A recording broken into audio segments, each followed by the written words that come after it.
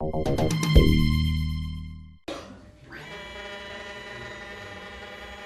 part et d'autre du tableau, il y a des projecteurs spéciaux qui envoient des rayons lumineux qui se reflètent sur la peinture et qui sont analysés dans la caméra à travers ce panier à filtres, des ultraviolets jusqu'aux infrarouges.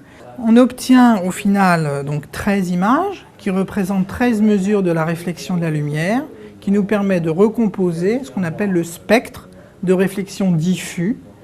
Et à partir de ce spectre, on peut calculer les vraies couleurs perçues par l'œil humain, calculer la composition pigmentaire, le vernis, le liant, enfin, tous les éléments qui composent la couche picturale de l'œuvre.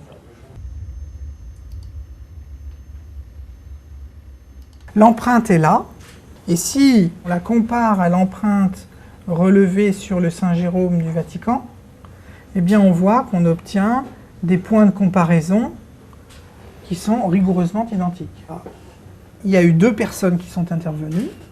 Léonard de Vinci qui a fait les ombres main gauche, parce que les traits s'effilent, main gauche ici, renforcé à l'encre ici, et tout ce qui est partie sombre ici, c'est main droite fait par le restaurateur. Les restaurations qu'on voit là, mises en évidence en couleurs vives, ont trompé tout le monde.